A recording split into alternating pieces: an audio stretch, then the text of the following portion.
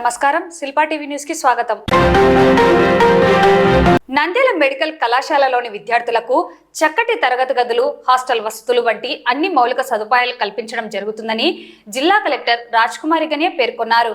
గురువారం జిల్లా collector Rajkumari Guinea Nandyal ప్రభుత్వ మెడికల్ కళాశాలలో 8.70 లక్షలతో నూతనంగా నిర్మించిన ఆర్వో ప్లాంట్ మరియు ప్రభుత్వ జనరల్ ఆసుపత్రిలో టీడీఎస్ ప్లాంట్ ను ప్రారంభించారు.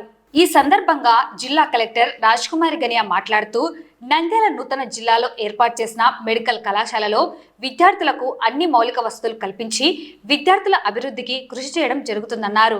విద్యార్థుల కోరిక మేరకు రైల్వే సిఎస్ఆర్ నిధులతో 8.70 లక్షలతో నిర్మించిన ఆర్వో ప్లాంట్ ను ప్రారంభించడం జరిగిందన్నారు. రాబోయే రోజులలో మెడికల్ కళాశాల అభివృద్ధికి మరింత కృషి చేయడం జరుగుతుందన్నారు. కేసీ కెనాల్ మెడికల్ కళాశాల లోపల వెళుతోందని, ఆ ప్రాంతంలో గ్రీనరీ ఏర్పాటుతో పాటు బెంచీలు ఏర్పాటు చేసి విద్యార్థులకు ఆహ్లాదకరమైన వాతావరణం కల్పించడం జరుగుతుందన్నారు. ఇందుకు సంబంధించి దాదాపు 40 లక్షల రూపాయలు ఖర్చు చేసి ఈ కార్యక్రమాన్ని 15 రోజుల లోపల పూర్తి చేయడం జరుగుతుందన్నారు. నంద్యాల ప్రభుత్వ మెడికల్ కళాశాలలో మంచి ఫ్యాకల్టీ ఉన్నారని, వీరందరూ విద్యార్థులకు చక్కటి విద్యను అందించి వారికి మంచి భవిష్యత్తు కల్పించాలన్నారు. ప్రభుత్వ జనరల్ ఆసుపత్రి విజిట్ చేసినప్పుడు ఆసుపత్రిలో థైరాయిడ్ తదితర టెస్టులు నిర్వహించేందుకు ఓటీడీఎస్ ప్లాంట్ కావాలని అక్కడి వైద్యులు సిబ్బంది అడగడం జరిగిందన్నారు. దీంతో ప్రభుత్వ జనరల్ ఆసుపత్రిలో కూడా 5.45 లక్షలతో ఓటీడీఎస్ ప్లాంట్ ను నేడు ప్రారంభించడం జరిగిందన్నారు. జిల్లా నలుమూలల నుంచి ఎంతో మంది పేదలు ప్రభుత్వ ఆసుపత్రికి వస్తుంటారని, వైద్యులు రోగులకు మెరుగైన వైద్యం అందించి ఆసుపత్రికి మంచి పేరు తీసుకురావాలన్నారు. ఈ కార్యక్రమంలో మెడికల్ కళాశాల అధ్యాపకులు, సిబ్బంది, ఆర్డబ్ల్యూఎస్ అధికారులు, వైద్యులు తదితరులు పాల్గొన్నారు.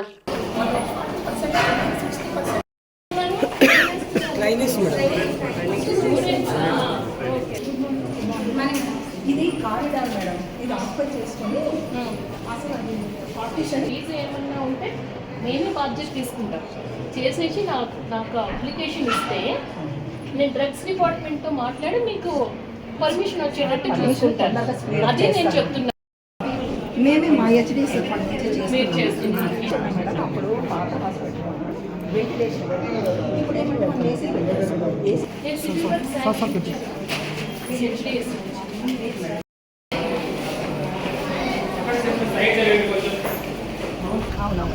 అలా అరేంజ్ చేయమని చెప్పారు. అక్కడైనా ఉంటాయి మేడం, లూజ్గా ఉంటే మాత్రం ఉండేవి మేడం. ఎందుకంటే వాళ్ళు బయట ఆ రోజు నేను వచ్చినప్పుడు మీవే 3 ఉన్నాయి. ఈ నెల 5వ తేదీ నంద్యాల పట్టణం CSI all saints church Chamakalva దగ్గర సాయంత్రం 5 గంటలకు క్రిస్టియన్ ఆర్టిస్ట్ అసోసియేషన్ నంద్యాల వారి ఆధ్వర్యంలో Nandyal diocese bishop the right reverend Santosh Prasannarao ఆశీస్సులతో దివంగత రెవరెండ్ పురుషోత్తమ చౌదరి జయంతి వేడుకలు నిర్వహించడం జరుగుతుందని ప్రోగ్రాం కన్వీనర్ అబ్రహాం పేర్కొన్నారు. ఈ కార్యక్రమంలో ముఖ్య ప్రసంగికులుగా రెవరెండ్ కొత్తమాసి జోసెఫ్ వాక్య సందేశాన్ని అందిస్తారని తెలిపారు. హైదరాబాద్ నుండి సంగీత దర్శకుడు, స్వరశిల్పి పిజేడి కుమార్ మరియు స్థానిక కళాకారులచే సంగీత కచేరీ నిర్వహించడం జరుగుతుంది. కార్యక్రమంలో అందరూ పాల్గొని విజయవంతం చేయాలని కన్వీనర్ పేర్కొన్నారు. కార్యక్రమంలో convener Abraham, Annie Rachel Christiana, Hazel, Rachel Stephen, Hanok, Sarath Paul, Bharath Bhushan, Prasad, Satyam, Felix, Ravikumar తదితరులు పాల్గొన్నారు.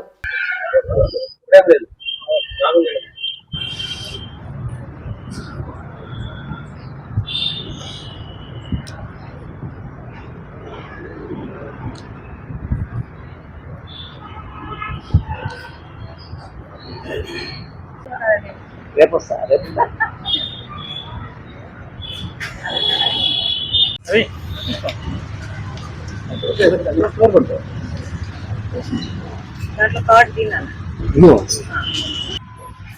ఈ ప్రోగ్రామ్ అనేది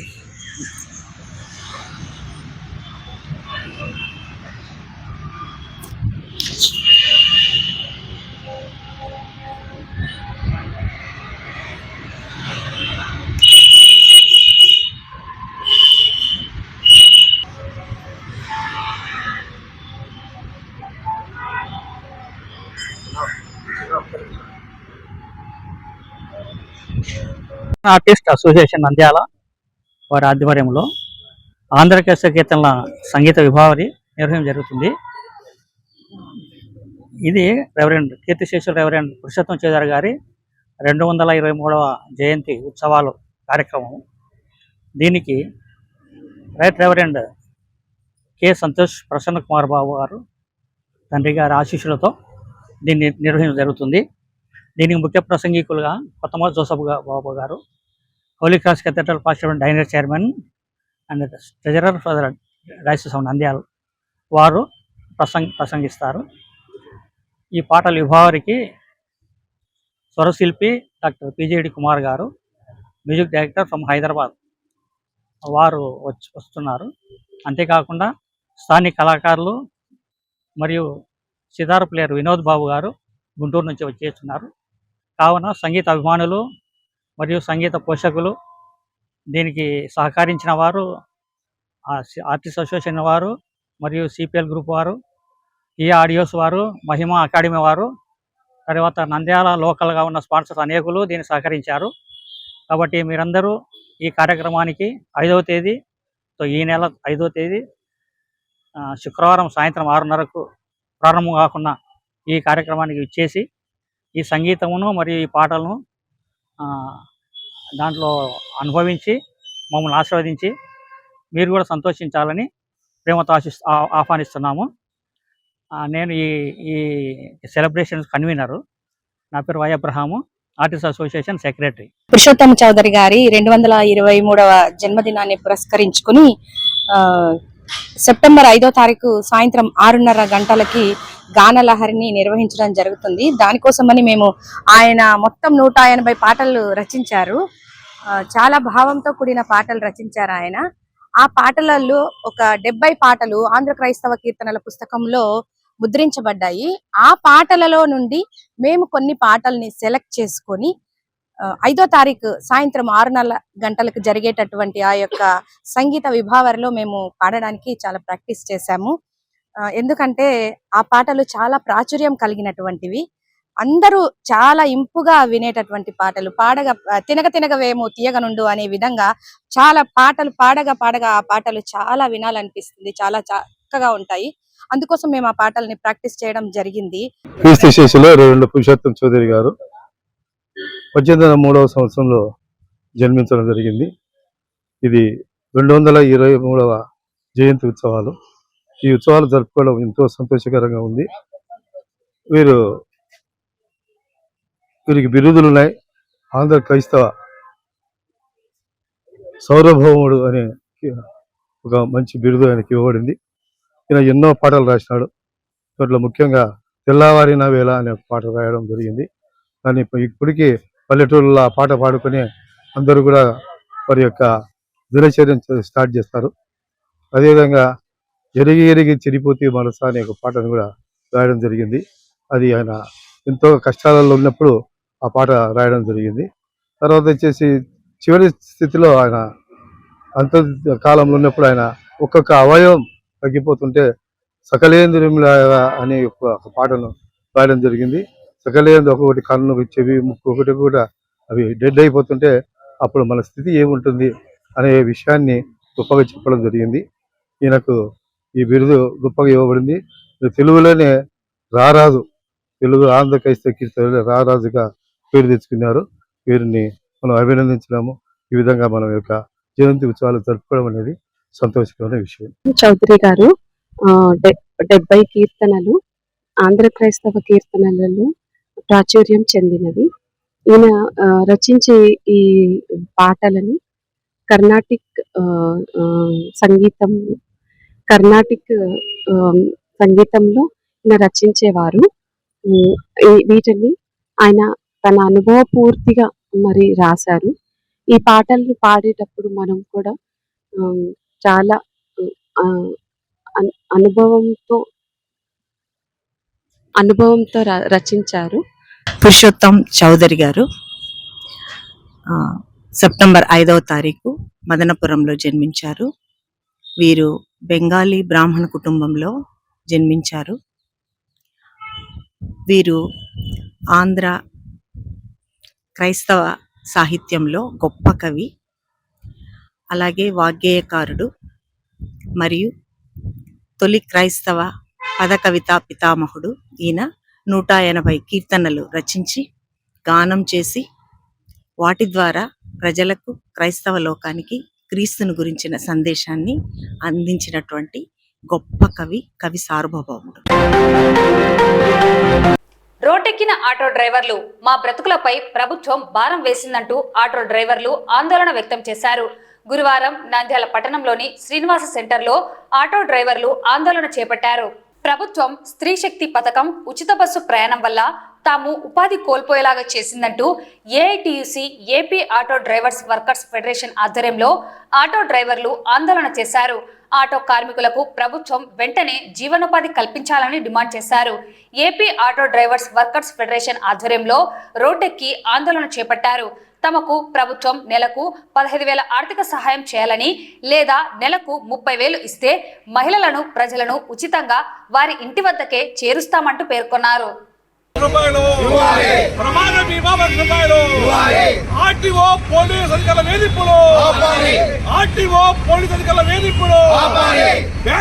అధికారుల వేధింపులు, ఆటో డ్రైవర్లపై అధికారుల వేధింపులు, ఆటో కార్మికులపై అధికారుల వేధింపులు, ఆటో డ్రైవర్లపై ఫైనాన్స్ వేధింపులు, ఆటో డ్రైవర్లపై ఫైనాన్స్ వేధింపులు, ఆటో డ్రైవర్ల బ్యాంకుల వేధింపులు, ఆటో కార్మికులపై బ్యాంకింగ్ వేధింపులు.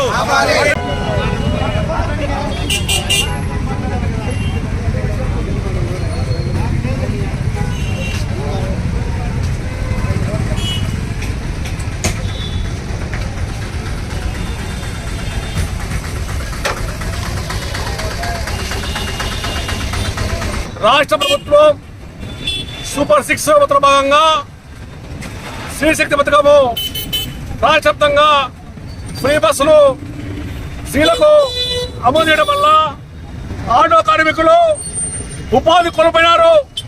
ఆటో కార్మికులు అర్థాగతను అలమటిస్తున్నారు. ఒకవైపు డీజిల్ ధరలు బాగా పెరిగిపోయినాయి, విద్యార్థుల ధరలు బాగా పెరిగిపోయినాయి, అదేవిధంగా అద్దె ఇండ్ల ధరలు బాగా పెరిగిపోయినాయి. మరి ప్రైవేట్ ఫైనాన్స్ అధిక వడ్డీ ద్వారా చాలా ఇబ్బంది పడుతున్నారు. ఒకవైపు ఆర్టీఓ వేధింపులు, ఒకవైపు అధిక జరిమానాలు, అనేక ఇబ్బందులతో ఆటో కార్మికులు ఇబ్బందిగా ఉన్నారు. ఇటువంటి పరిస్థితుల్లో రాష్ట్ర ప్రభుత్వం రాష్ట్ర వ్యాప్తంగా మహిళలకు ఫ్రీ బస్ ఇవ్వడం వల్ల ఆటో కార్మికులు జీవనోపాధి కోల్పోయారు. కుటుంబ పోషణకు ఇబ్బంది ఉండని అర్థాకాలతో అలపడిస్తున్నారు. కావున రాష్ట్ర ప్రభుత్వం నెలకు ఆటో కార్మికులకు 10,000 రూపాయల స్టైపెండ్ ఇవ్వని చెప్పి రాష్ట్ర ప్రభుత్వానికి ఏఐటీకి డిమాండ్ చేస్తున్నాం. జీవో నెంబర్ 21, జీవో నెంబర్ 31 రద్దు చేయాలని చెప్పి అధిక జరిమానాలు రద్దు చేయాలా, ఆటో కార్మికులకు సంక్షేమ బోర్డు ఏర్పాటు చేయాలా, ఆటో కార్మికులకు 60 సంవత్సరాలు ఉన్న వారికి నెలకు 8,000 రూపాయల పెన్షన్ అమలు చేయాలి. ఆర్టీఓ పోలీస్ అధికారుల వేధింపులు మానుకోవాలి. ఆటో కార్మికులకు ఇల్లు లేని వారికి ఇల్లు శ్రేయని చెప్పి ఏఐటీస్ గా రాష్ట్ర ప్రభుత్వం డిమాండ్ చేస్తున్నాం. ఈ రాష్ట్ర ప్రభుత్వం ఆటో కార్మికులకు ఎంఆర్ ఆఫీసు, ఎండిఓ, ఆర్టీసీ డిపోలో అనుకున్నటువంటి ఆటో కార్మికులకు ఉద్యోగ అవకాశాలు కలిపి చెప్పి AP auto driver workers union AITUC రాష్ట్ర డిమాండ్ చేస్తుంది.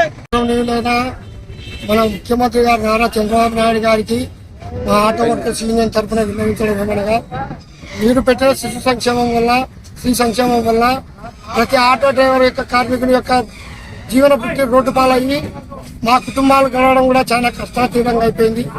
దీనివల్ల మా బతుకులు మొత్తం రోడ్ల పాలైనాయి. ఈ విషయాన్ని మీరు పరిగణలోకి తీసుకొని ప్రతి ఆటో డ్రైవర్కు నెలకు 15,000 రూపాయల చొప్పున ఇచ్చి మా కుటుంబాలను కూడా ఆదుకోవాల్సిందిగా కోరుచున్నాము. లేదా అదే మా ఆర్టీసీ బస్సులో, మీ ఆర్టీసీ బస్సులో మాత్రమే మాకు కూడా నెలకు 30,000 రూపాయల జీతం ఇచ్చి డీజిల్ పట్టించినచో మేము ఇళ్ల దగ్గరికి కానీ పోయి ఇడిచిపెట్టి ప్రయాణికులను క్షేమంగా దింపగలుగుతామని మేము మనస్ఫూర్తిగా కోరుతున్నాము. సోలార్ ప్లాంట్ ఏర్పాటుకు వ్యతిరేకంగా రైతుల పక్షాన నిలిచి న్యాయం కోసం ప్రశ్నించిన రైతు సంఘం రాష్ట్ర కార్యదర్శి ప్రభాకర్ రెడ్డిని ఎమ్మెల్యే గుమ్మనూరు జయరాం బూతులు మాట్లాడటాన్ని నంద్యాల సిపిఎం నేతలు, రైతు సంఘం నాయకులు తోటమద్దులు, నాగరాజు, నరసింహానాయక్, మదాల శ్రీనివాసులు తదితర నేతలు తీవ్రంగా ఖండిస్తూ ఎమ్మెల్యే తీరును ఎండగట్టారు. ఈ మేరకు స్థానిక పట్టణంలో సిపిఎం నేతలు నిరసన వ్యక్తం చేశారు. Go, go, go, go, go, go, go, go, go, go, go, go, go, go,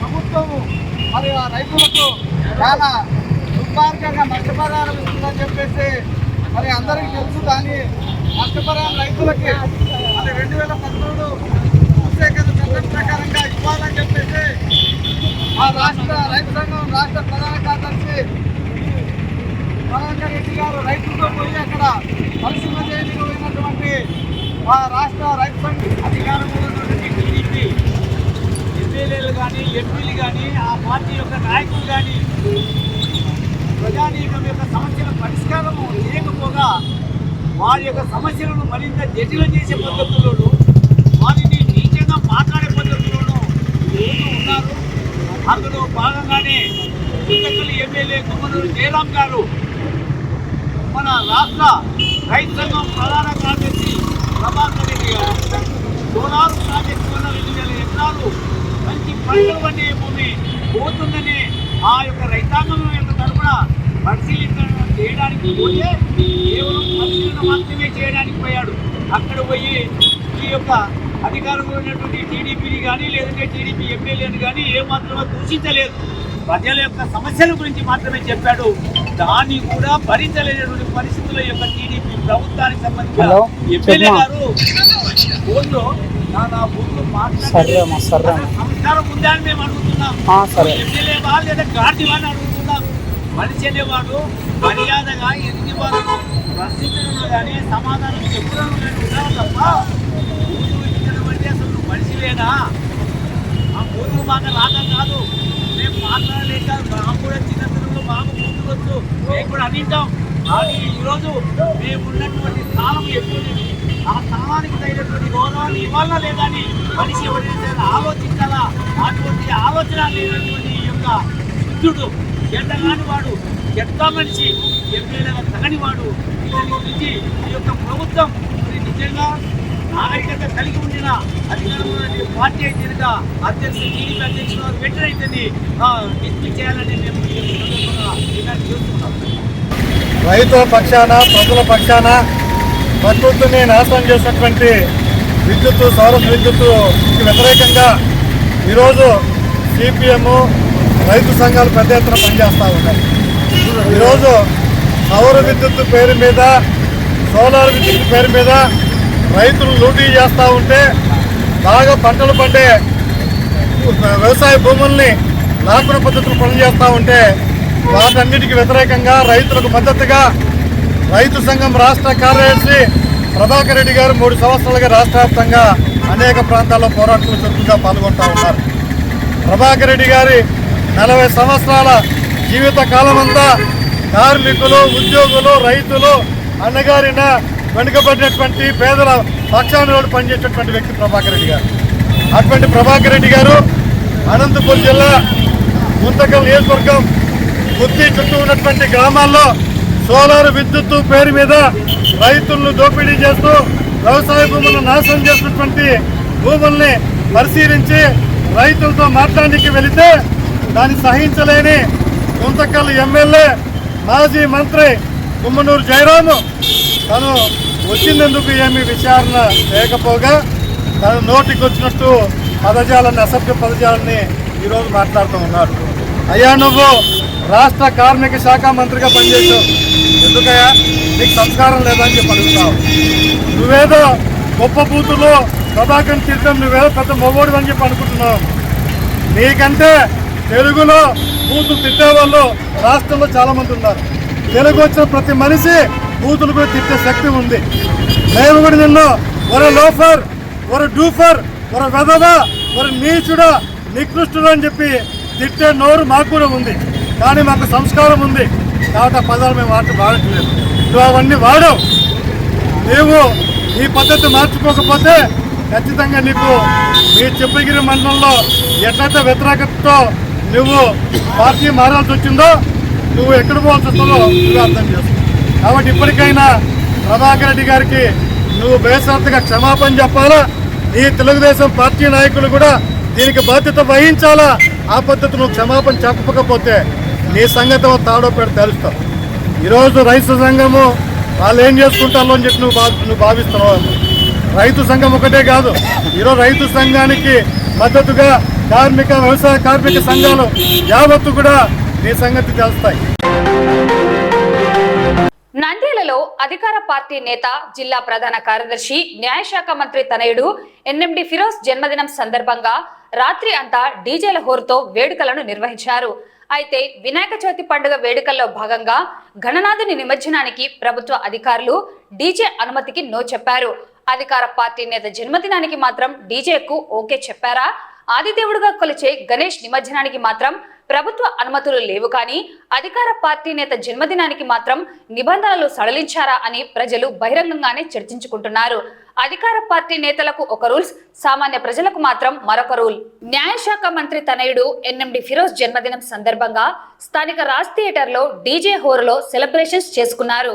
నంద్యాలలో అంగరంగ వైభవంగా గణేష్ నిమజ్జనంలో డీజేలకు అనుమతులు లేవంటూ పోలీస్ ఉన్నత అధికారులు హెచ్చరించడంతో గణేష్ నిమజ్జనం సైలెంట్ గా చేసుకున్నారు. దేవుడికి ఒక న్యాయం, అధికార పార్టీ నేతలకు మరో న్యాయమని ప్రజలు చర్చించుకుంటున్నారు.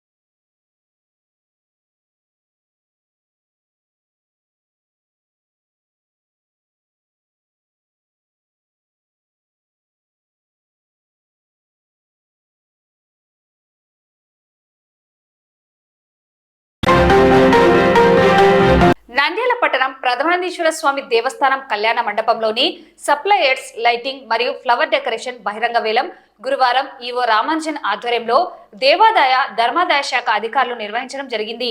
ఈ వేలం పాటలో 50 మంది పాటదారులు పాల్గొన్నారు.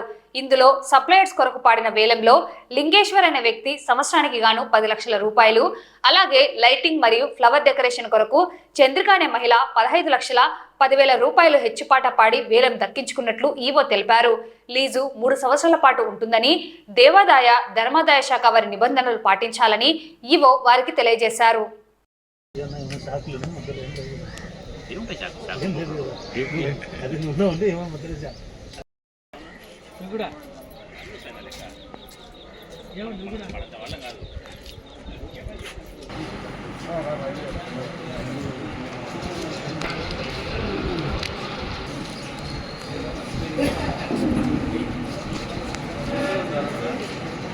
రెండు దాంట్లో కట్టేవాళ్ళు కట్టచ్చండి.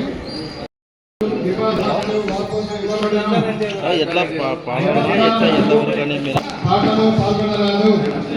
పాట పూర్తయిన వెంటనే హెచ్చుబాటుదారుడు పాట మొత్తమును చెల్లించి తగిన రసీదు పొందవలేను. అట్లు చెల్లించని ఎడల సదరు పాటను రద్దుపరిచి డిపాజిట్ మొత్తమును అపరాధము కింద జమ కట్టబడును. ఈరోజు హనుమానేశ్వర స్వామి దేవస్థాన కళ్యాణ మండపంలో లైటింగ్ డెకరేషన్ మరియు సప్లై సామాన్లకు బహిరంగ వేలం నిర్వహించడం జరిగింది. సంవత్సరానికి అనగా 4/9/2025 నుండి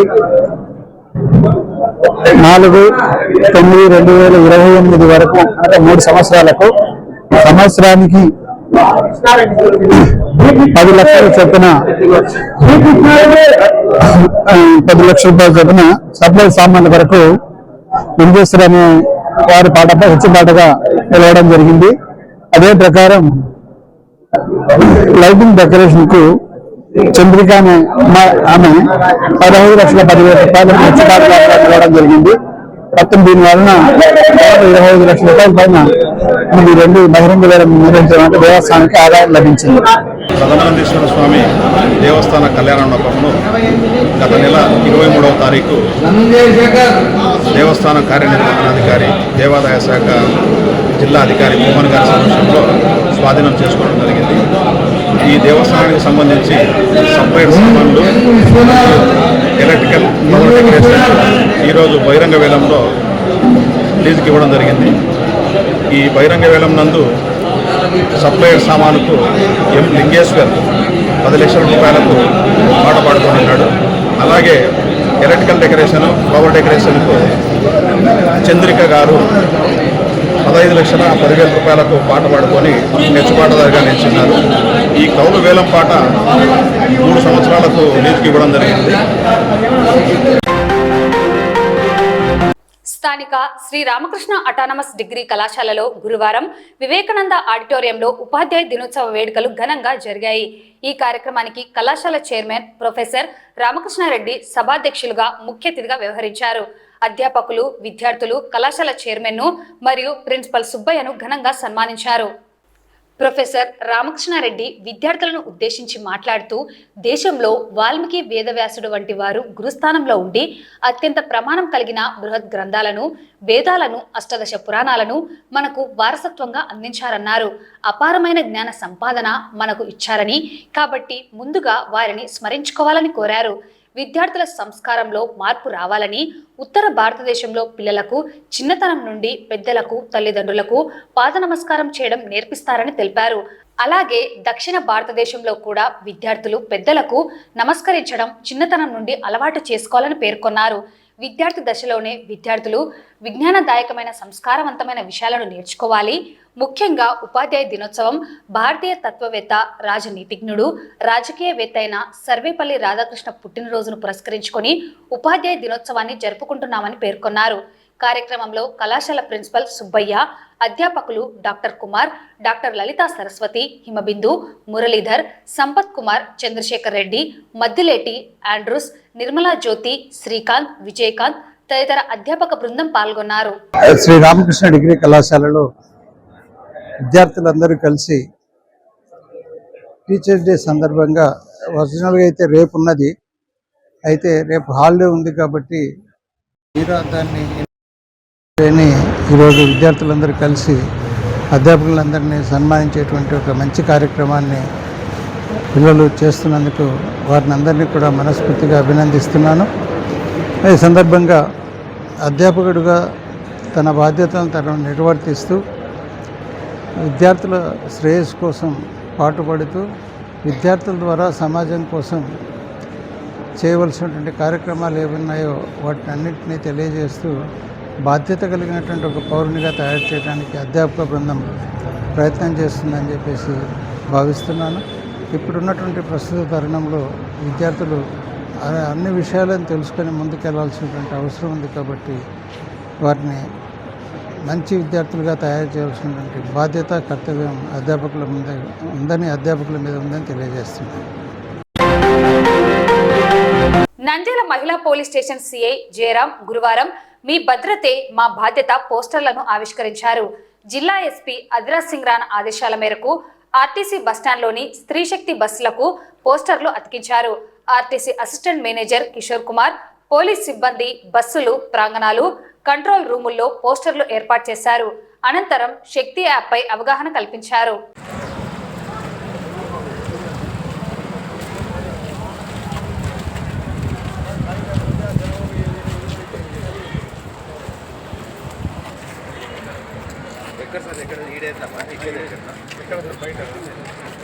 బాగుంది సార్.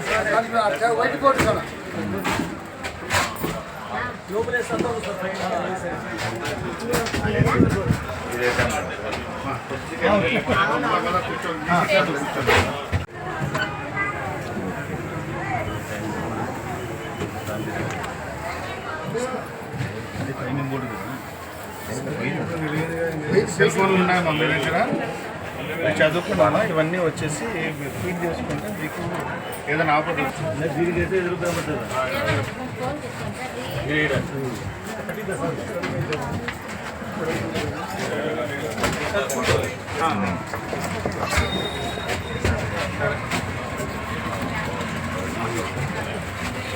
ఓకేనా?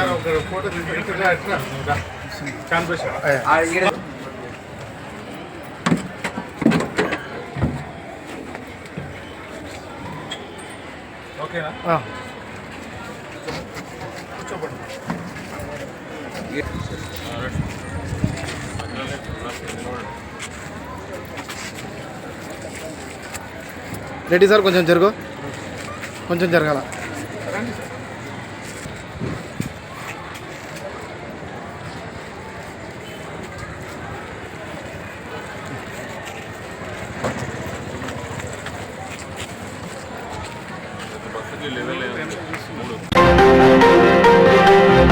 ఆంధ్రప్రదేశ్ విద్యాభారతి ఆధ్వర్యంలో నంద్యాల పట్టణంలోని శ్రీ శారదా విద్యాపీఠం హైస్కూల్లో సెప్టెంబర్ 6వ తేదీ 7వ తేదీ రాష్ట్ర వ్యాప్త గణిత విజ్ఞాన మేళా సంస్కృతి మహోత్సవం నిర్వహిస్తున్నట్లు శ్రీ సరస్వతి విద్యాపీఠం అధ్యక్షులు డాక్టర్ గడ్డం రామకృష్ణారెడ్డి తెలిపారు.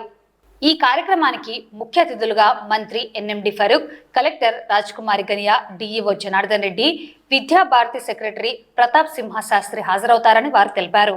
7వ తేదీ కార్యక్రమానికి MP Byreddy Shabari, DEO Shankara Prasad హాజరవుతారన్నారు.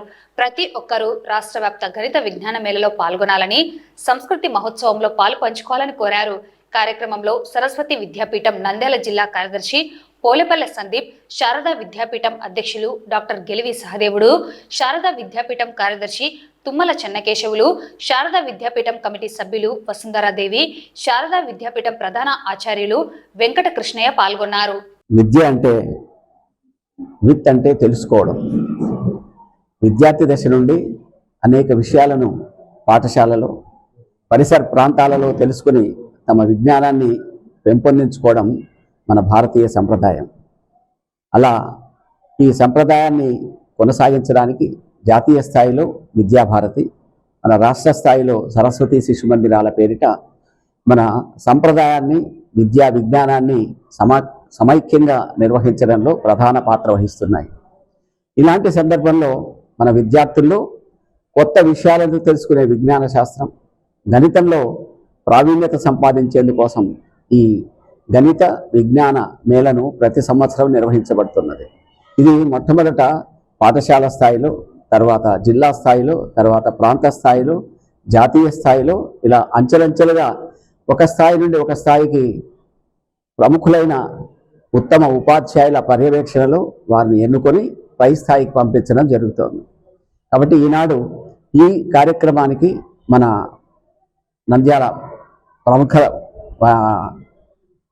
రాజకీయవేత్త Shri NMD Farooq గారు, శ్రీ పార్లమెంట్ సభ్యులు శ్రీమతి శబరి గారు, మన నంద్యాల కలెక్టర్ గారు రాజకుమారి గారు, మన నంద్యాల డిఈఓ గారు, అసిస్టెంట్ డిఈఓ గారు అతిథులుగా ఈ కార్యక్రమాన్ని వన్నె తెచ్చేందుకు, మాకు వారి అంగీకారాన్ని తెలిపేందుకు వారందరికీ మా ధన్యవాదాలు. దాదాపు 400 మంది విద్యార్థులు పాల్గొనే ఈ కార్యక్రమంలో గణిత విజ్ఞాన శాస్త్రాలే కాకుండా మట్టి బొమ్మలు తయారు చేయటం, మిగతా కళారీతుల్లో కూడా మన విద్యార్థుల ప్రావీణ్యాన్ని మనందరికీ అందించేందుకు వారు కృషి చేస్తున్నారు.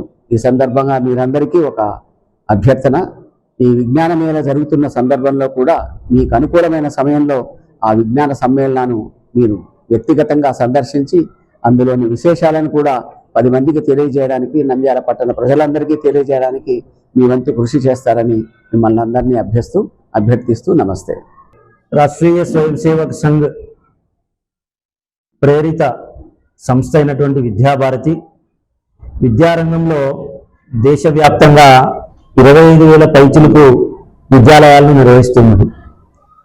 అందులో భాగంగానే విద్యార్థుల ప్రతిభను వెలికితీసే క్రమంలో భాగంగా గణిత విజ్ఞాన మేళా అనేటువంటి పేరుతో నిర్వహించేటువంటి యొక్క సైన్స్ ఫెయిర్ని, state level science fair Nandyal Farooq నగర్లో ఉన్నటువంటి శ్రీ శారదా విద్యాపీఠం ఉన్నత పాఠశాల కేంద్రంగా జరుపుకోవడము నంద్యాల జిల్లా కార్యదర్శిగా మాకందరికి కూడా సంతోషాన్ని ఇచ్చిన విషయం. సంఘ శత జయంతి ఉత్సవాల సందర్భంగా ఈ యొక్క సైన్స్ ఫెయిర్ని పర్యావరణ హిత సైన్స్ ఫెయిర్గా మేమంతా కూడా జరుపుకోబోతున్నాము. కాబట్టి రాష్ట్ర వ్యాప్తంగా దాదాపు 400 మంది విద్యార్థులు పాల్గొని వారి యొక్క ప్రతిభను ప్రదర్శించబోతున్నారు.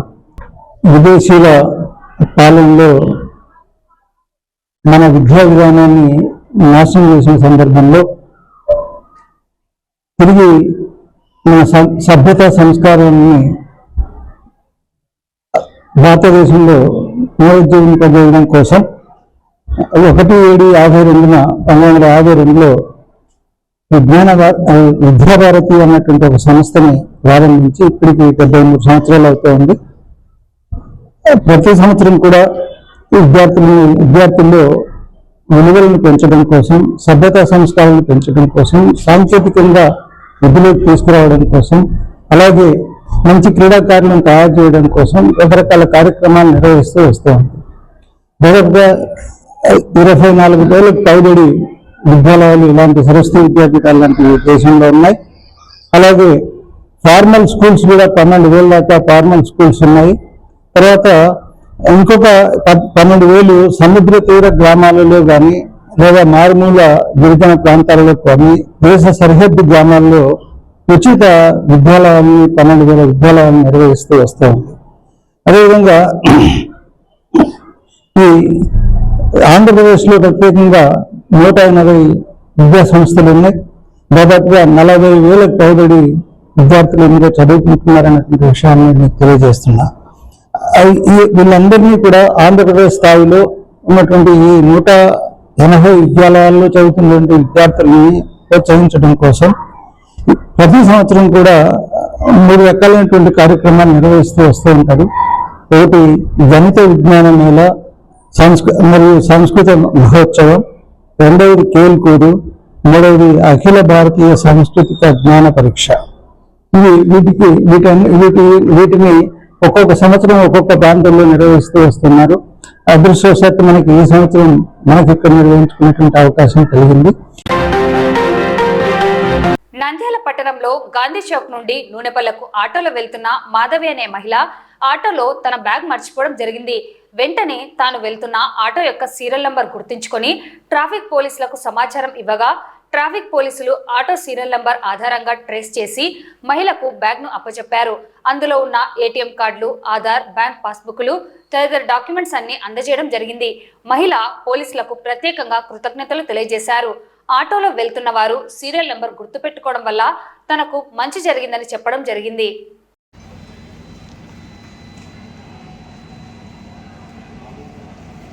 ఆటో డ్రైవర్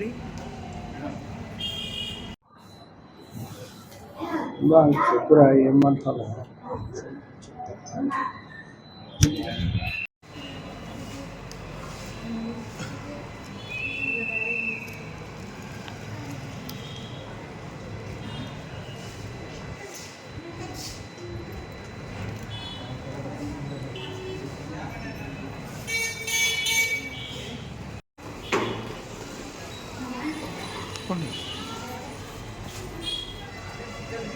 మార్నింగ్ మాధవిని ఆటోలో వచ్చేసింది. ఆటోలో ఏటీఎం కార్డు, పాన్ కార్డులు పోయి వచ్చి చేసి కంప్లీట్ ఇచ్చిండ్రు.